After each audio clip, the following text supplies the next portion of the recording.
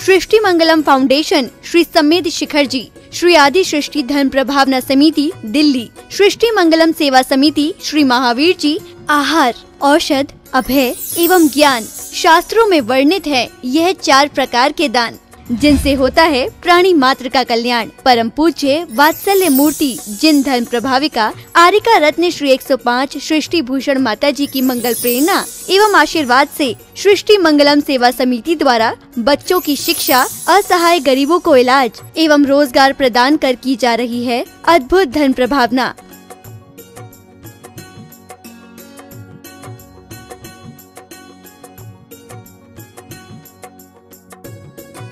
मेरा नाम आशु है। मैं एक टीचर थी। अब उस दौरान मेरा स्कूल बंद हो गया। मेरे को सांस की प्रॉब्लम है, अस्थमा की प्रॉब्लम है। फिर मुझे एक बेटी मिली, उसका नाम अपेक्षा है। उन्होंने मुझे माताजी के लिए बोला कि माँ बहुत सबकी सहायता करती हैं, माताजी मेरी कुछ समय से सहायता कर रही हैं। मैं माँ आपकी बहुत बहुत आभारी हूँ, सदा आपकी आभारी रहूँगी। माँ आपके बारे में, आपसे मेरी बात हुई थी, आपके बारे में लोग कैसे कहते हैं ये माँ, मैं नहीं जानती। मैंने किसी लक्ष्मी को, पार्वती को, भोले को नहीं देखा, मैंने आपको देखा। मैं उस समय डूब गई थी पूरी तरह माँ, जब मेरा कोई नहीं था, मेरे अपनों ने साथ छोड़ दिया, पर आपने मेरा हाथ संभाला। आप साक्षात देवी हो, आप साक्षात अन्नपूर्णा हो माँ, मैं आपको शत शत नमन करती हूँ। आप भी मानव सेवा के लिए अपनी चंचला लक्ष्मी का सदुपयोग करें। परम पूजनीय वात्सल्य मूर्ति जिन धर्म प्रभाविका आरिका रत्न श्री 105 सृष्टि भूषण माता जी की मंगल प्रेरणा एवं आशीर्वाद से अतिशय क्षेत्र श्री महावीर जी में विगत वर्षों से संचालित है चतुर्वेद संघ की आहार व्यवस्था, जिसमें आहार, विहार, पिच्छी, कमंडल, वस्त्र, शास्त्र, औषधि दान आदि व्यवस्था सुचारू रूप से निरंतर की जा रही है। महादान, आहार दान जैसे पुनीत कार्य से जुड़कर आप भी घर बैठे धर्म लाभ ले सकते हैं। तो आप भी मात्र 2100 रुपए राशि से 1 दिवसीय आहार व्यवस्था में अपनी चंचला लक्ष्मी का सदुपयोग कर पुण्य का अर्जन करें। 1 दिवसीय आहार व्यवस्था 2100 रुपए, सामान्य सदस्यता 1 वर्ष 11,000 रुपए, सामान्य सदस्यता 2 वर्ष 21,000 रुपए, सदस्यता 31,000 रुपए, विशिष्ट सदस्य 51,000 रुपए, अति विशिष्ट सदस्य 71,000 रुपए, संरक्षक 1,11,000 रुपए, शिरोमणि संरक्षक 2,51,000 रुपए। माता जी के मंगल आशीर्वाद एवं प्रेरणा से संचालित सृष्टि मंगलम सेवा समिति द्वारा मानव सेवा के कार्य से आज ही जुड़ें और करें महापुण्य का अर्जन। आप अपनी दान राशि निम्नलिखित खाता संख्या में जमा करा सकते हैं। सृष्टि Mangalam Seva Samiti, account number 0119010003249, bank of Baroda, IFSC code BARB 0SHRIMA, branch Shri Mahavir ji Punjab national bank, account number 021-200-1177-77277, IFSC code PUNB 0021200। आपके द्वारा दी गई सहयोग राशि की रिसिप्ट प्रदान करने हेतु संपर्क करें 9376571003, 9376571001। सृष्टि मंगलम सेवा समिति से जुड़ने वाले सदस्यों का नाम एवं फोटो जिनवाणी चैनल पर प्रसारित किया जाएगा। इस कार्यक्रम के पुण्यार्चक हैं श्रीमती राम प्यारी बाई, अध्यापिका मुंगावली वाले, सर्वज्ञ ज्वेलर्स, संस्थापिका सृष्टि मंगलम सेवा समिति, श्री अनिल जैन, श्रीमती शशि जैन, निवासी मुरादाबाद उत्तर प्रदेश, स्वर्गीय श्री हेमचंद्र जैन पुष्पांजलि पीतमपुरा एवं स्वर्गीय श्रीमती पुष्पा देवी जैन की स्मृति में पुत्र एवं पुत्रवधू श्री आनंद जैन, श्रीमती सुधा जैन सृष्टि मंगलम सेवा समिति में धर्म रक्षक का पद प्राप्त किया। श्री संजय जैन, श्रीमती नीलम जैन, निवासी पुष्पांजलि पीतमपुरा। अध्यक्ष रामनगर अहित क्षेत्र श्री विनोद बिहारी, श्रीमती मिथिलेश मोठिया, निवासी रामपुर उत्तर प्रदेश। श्री सुभाष जैन, श्रीमती उमा रानी जैन, निवासी सहारनपुर नानौता वाले। श्री रविंद्र प्रसाद जैन, श्रीमती वीना जैन, पुत्र पुत्रवधू श्री राजीव जैन, श्रीमती पूजा जैन, श्री अरुण जैन, श्रीमती निधि जैन, पुत्री दामाद श्रीमती ऋतु, श्री संजीव जैन, पौत्र पौत्री तुषार, विपुल, वैशाली, गरिमा, सम्यक, रोहन, शौर्य, राणा प्रताप बाग, दिल्ली।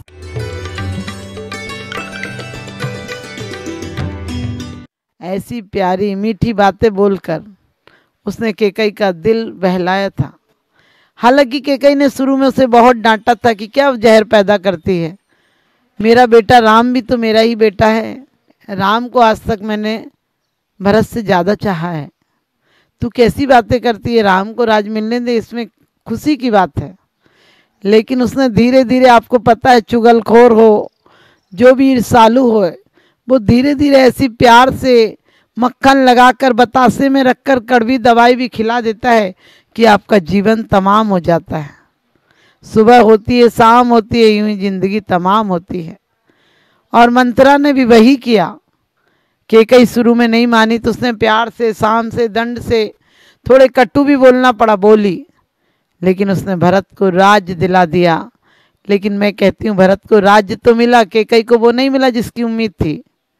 भरत ने कभी नहीं चाहा कैकेयी को, और भरत की नज़र में कैकेयी उतर गई। माँ को जो इज्जत और प्यार सम्मान मिलना चाहिए वो नहीं मिला। राम तो वनवास चले गए, लेकिन राम के वनवास जाते समय भी मर्यादा थी, और राम वनवास जाकर भी लोगों के दिलों पर राज करते रहे। और भरत घर में रहकर भी बैरागी सन्यासी संतों की तरह जिए। क्या भाई भाई का प्यार था।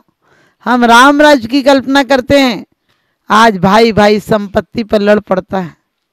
एक भाई दूसरे भाई को फूटी आंखों नहीं देखना चाहता है। हम उस राम राज्य में रहते हैं जहाँ के एक भाई भाई के लिए अपना राज्य विसर्जित कर देता है, राज्य छोड़ देता, तो दूसरा भाई भी राज्य सिंहासन पर भाई की आराधना करता है, उपासक साधु संत की तरह रहता है, भाई के आने की प्रतीक्षा करता है, भाई के चरणों में जीवन समर्पित कर देता है। हम उस राम की पूजा करते हैं, राम को मानते हैं, लेकिन क्या है, आज बाप से, माँ से दौलत के लिए तकरार कर लेते हैं। यही राम राज्य की कल्पना की थी, इसी राम राज्य की कल्पना की थी क्या, और इसी का सुंदर स्वप्न देखा था। वो तो 14 वर्ष वनवास में रहते हैं। कितनी आपत्तियां आती हैं, रावण जैसों के द्वारा सीता हर ली जाती है, लेकिन फिर भी हमेशा उनके जीवन में उत्तेजना नहीं थी। उन्होंने कई बार रावण पर प्रस्ताव भेजे कि मैं मात्र अपनी सीता चाहता हूं, तुम अपने राज्य में आराम से रहो। लेकिन अहंकारी व्यक्ति कहाँ आराम से रह पाता है। बार बार मंदोदरी ने भी समझाया कि देते क्यों नहीं हो, सीता को दे दो, वो हमारी लंका के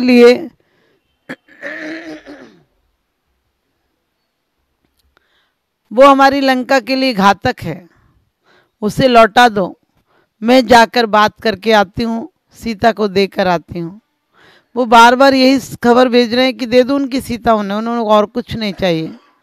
तो रावण का अहंकार कहता है कि मैं जानता हूँ कि सीता को लाकर मैंने गलत किया, लेकिन लोग क्या कहेंगे कि सीता को मैंने ऐसे ही वापस कर दिया, मैंने सीता लौटा दी, लोग क्या कहेंगे। इसलिए मैं कोशिश करता हूँ, मैं कोशिश करूँगा और कामयाब हो जाऊँगा। मैं कोई छोटी मोटी शक्ति नहीं हूँ, महाशक्ति हूँ।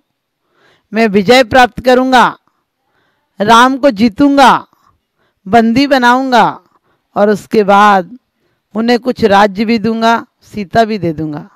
लेकिन ध्यान रखना, जिंदगी की हर कहानी अधूरी रहती है। रावण के भी मन के अरमान मन में रह गए, ऐसा कभी नहीं हुआ। वो सीता को रख पाया, लेकिन अंदर में सीता के हृदय में नहीं रह पाया। और राम से सीता दूर थी, लेकिन राम हृदय में थे, और सत्य की विजय होती है। आप सबको पता है, अहंकारी रावण का विनाश हो गया और विनम्र राम की जय हो गई। आप लोग भी चाहते हैं कि आपकी सीता आपके घर में बनी रहे, तो विरोधियों की बातों में मत आइए, अहंकारियों की लगाई हुई आग से दूर बचिए। आपके घर घर में मंथुरा है, आपका मन स्वयं मंथुरा बना हुआ है, बार बार आपको खोटी शिक्षा देता है, बार बार आपको प्रेरणा देता है। आपके दिल में भी एक मंदोदरी की तरह सत्य का कोना है, वो समझाता है आपको कि ऐसी गलत रास्ते पर मत जाओ, अहंकार के शब्द मत बोलो, लेकिन तुम्हारे समझ में नहीं आता है। या तो तुम राग की कथा करते हो, या द्वेष की कथा करते हो, या अपनों की करते हो या दूसरों की करते हो, अपनों की प्रशंसा करते हो, दूसरों की निंदा करते हो। तो आज से ही आप अपने जीवन में परिवर्तन लाइए और राग द्वेष की कथा से बहुत दूर हो जाइए। करना है तो अपनी कथा करो, अपनी कथा करोगे तो तुम एक दिन वास्तव में सत्य वक्ता बन जाओगे। अपनी वाणी को कहाँ बोलना, कब बोलना, क्यों बोलना, इस पर देखो। कभी भी किसी की ज़्यादा राग की कथाओं में मत उलझो। ये राग याग दहे सदा ताते समामृत से ये चिर भजे विषय कसाए अब तो त्याग निज पद भइये। तो आज से ही आप लोगों को करना है तो परमात्मा की कथा करें, करना है गुणजनों का गुणगान करें, करना है तो परमात्मा की कथा कीजिए। क्योंकि भक्तामर में बड़ी सुंदर बात कही है कि आस्था पूर्वक स्तवन तो बहुत दूर है, आपकी कथा भी कर ले उसके अनेक अनेक जन्मों के पाप कट जाते हैं। तो आज से आप सबके पाप कटे, आप अपने जीवन को सुंदर शब्दों के माध्यम से भगवान का गुणानुवाद कीजिए, गुरुओं का गुणानुवाद कीजिए, गुरुओं से गुणानुराग कीजिए और उनके पथ पर चलकर एक दिन आप भी परमात्मा बन जाएं। मेरा ऐसा शुभाशीष। पुण्य और पाप दोनों एक उत्तेजनाएं हैं। पुण्य है वो भी एक उत्तेजना है, पाप भी उत्तेजना है। सुख भी एक उत्तेजना है, दुख भी उत्तेजना है। क्योंकि यदि विवेक पूर्वक हो तो पुण्य एक दिन पाप क्षय का कारण बन जाता है। हरगिज कदम न रखिए, हरगिज कदम न रखिए गुनाहों की राह में, किसको मज़ा मिला है कांटों की छाया में।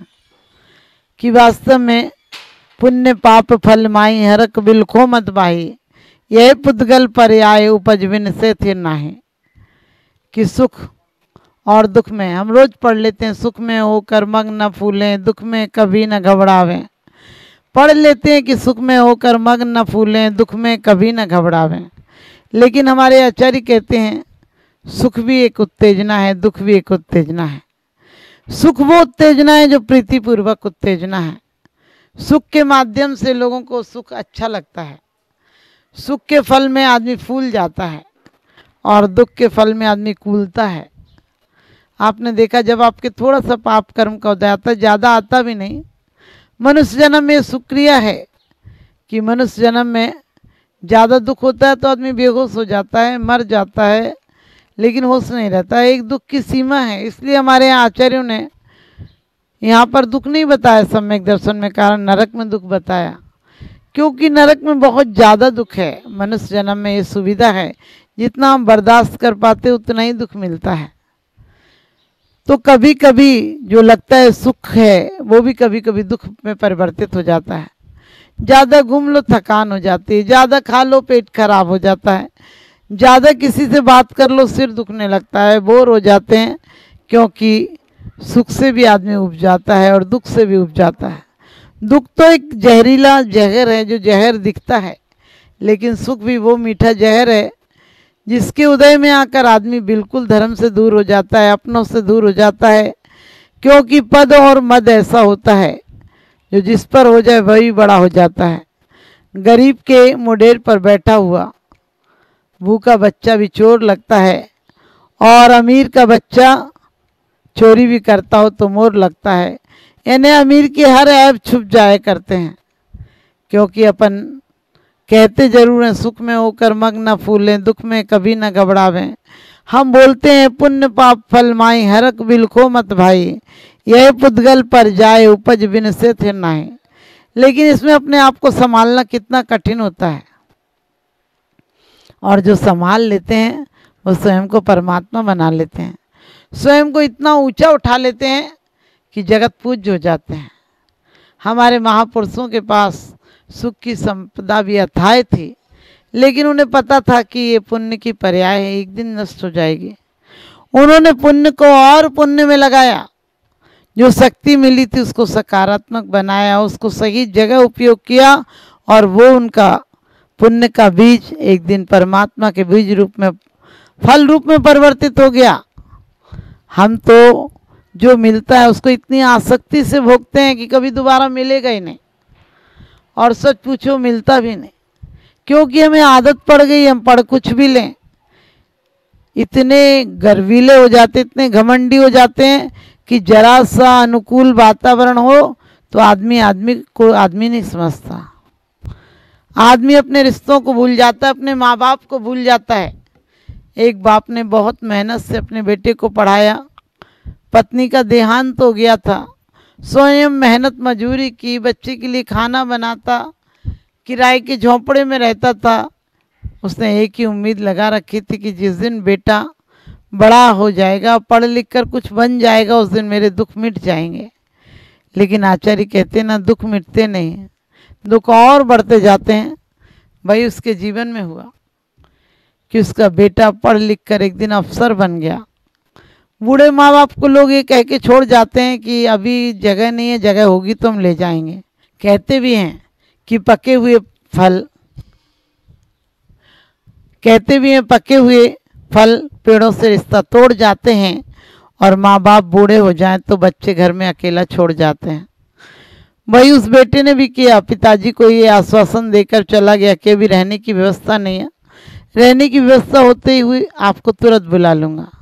पिता यही सोचता रहा, आज बुलाएगा, महीने 2 महीने 6 महीने साल भर हो गए, लेकिन बेटे का ना कोई खत आया, ना कोई मनी ऑर्डर आया। और बाप की आत्मा थी तड़प उठी। बाप बेटे का जैसे तैसे पता लगाकर कुछ गांव से कर्ज लेकर वहां पहुंचा। पता लगाते लगाते बड़ा मुश्किल से तो बूढ़ा आदमी ऑफिस तक पहुंच पाया, और ऑफिस में अपने बेटे को देखकर प्रफुल्लित हो गया कि वाह, मैंने जीवन भर पत्थर तोड़े, आज मेरे बेटे के आसपास इतने नौकर चाकर खड़े हैं, इतने बड़े बड़े लोग उसके आसपास बैठे हैं। और खुश हो रहा था जब तक कि पिता पर बेटी की नज़र गई, और चपरासी ने आके कहा कि बाहर कोई एक व्यक्ति आया है और आपको कह रहा है कि आप के पिताजी हैं, वो आपसे मिलना चाहता है।